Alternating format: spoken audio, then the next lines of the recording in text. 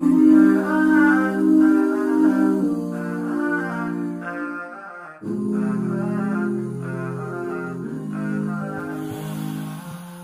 মাসুম ভাই মনে হয়েছে না?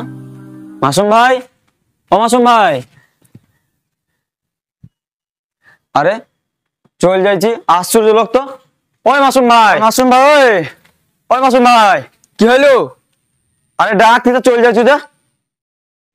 এদিকে আসো, শোনো।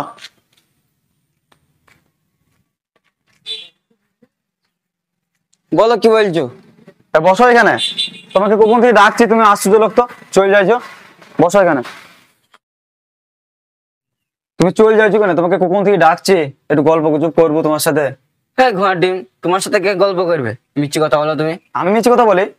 আশ্চর্য লোক তো, তুমি কোনো একটা জাতা মাতা কথা বলছো। যা তামাতা কথা কি বলছি? তুমি আমাকে কদিন আগে বললে না যে রমজান মাসে শয়তানকে নাকি বেঁধে রাখা হয়? হ্যাঁ বলেছিলাম তো, এটা তো সত্যি কথা। আচ্ছা, শয়তানকে বেঁধে রাখলে পৃথিবীটা কিরম হওয়া দরকার বলো তো? কিরকম? পৃথিবী হবে অনেক সুন্দর, মানুষ অপকর্ম ছেড়ে দেবে, একটা সুন্দর ভাবে জীবন যাপন করবে, সমাজ থেকে শয়তানি কর্মকাণ্ড দূর হয়ে যাবে।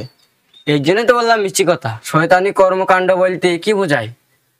নামাজ না পড়া, হতে পারে সেটি তারাবি বা অন্যান্য অশ্লীল কাজে লিপ্ত থাকা, এবং সব মানে বড় কথা হয়েছে এই রমজান মাসে রোজা না রাখা, তাই তো নাকি?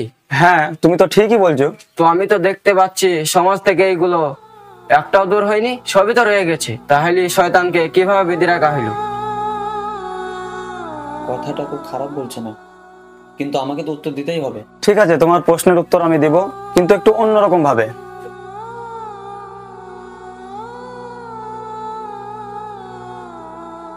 আসো ভাই। আচ্ছা সাইকেলে চাপো। সাইকেলে চাইবো? ধেরি মুনিশ হয়ে গেছি, কি বলতে চাইছি রে? আরে ভাই সাইকেলে কেন চাইবো? আরে ভাই তোমাকে যেটা বলছি সেটা শোনো, চাপো তো।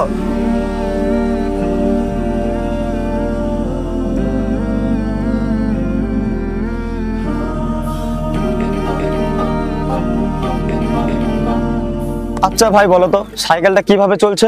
সাইকেলটা তুমি পেডেল করছো আর চলছি। না ভাই তুমি ভুল বললে। ভুল বললাম? এটা কেন ভুল হবে? কি বলতে চাইছো তুমি? কোথায় ভুল হলো তোমাকে দেখাচ্ছি, দাঁড়াও। আচ্ছা ভাই, তুমি যে একটু আগে বললে যে সাইকেলটা চলছে, আমি পেডেল করছি সেই জন্য। হ্যাঁ ঠিক আছে, আমি পেডেল থেকে পাটা উপরে তুলে নিচ্ছি। এই যে ওপরে তুলে নিলাম, তাহলে এখন কিভাবে সাইকেলটা চলছে? কি যে জিজ্ঞেস করছো? আরে ভাই এটা তো সিম্পল জিনিস। সিম্পল? কিভাবে? হ্যাঁ সিম্পল তো। তুমি পেডেল করার কারণে সাইকেলটা রানিং হয়ে গেছে, আর সে রানিং এ সাইকেলটা চলছে। হ্যাঁ এবার তুমি ঠিক বলেছো। আচ্ছা নামা যাক। দেখো ভাই, যেমন সাইকেলটা পেডেল করার কারণে রানিং হয়ে যাচ্ছে, আর সেই রানিং অবস্থায় পেডেল না করলেও চলতে সক্ষম হচ্ছে, ঠিক তেমনি কিছু কিছু মানুষকে শয়তান এমন ভাবে ধোঁকা দিয়েছে যে রমজান মাসে শয়তান বাধা আছে ঠিকই, কিন্তু সেই সমস্ত মানুষগুলো শয়তানের রাস্তা থেকে ফিরে আসতে পারছে না। শয়তান বাধা থাকা সত্ত্বেও তারা একা একই শয়তানি কার্যকলাপ চালিয়ে যাচ্ছে। ঠিক যেমন পেডেল থেকে পা তুলে নেওয়ার পরেও সাইকেলটা একা একই চলতে সক্ষম হচ্ছিল। বুঝলে ভাই, একটা কথা মনে রাখতে হবে, আল্লাহ বেঁধে রাখেন জিন শয়তানকে, মানুষ শয়তানকে নয়। সুতরাং কিছু কিছু লোক এরকম সমাজে থাকবে।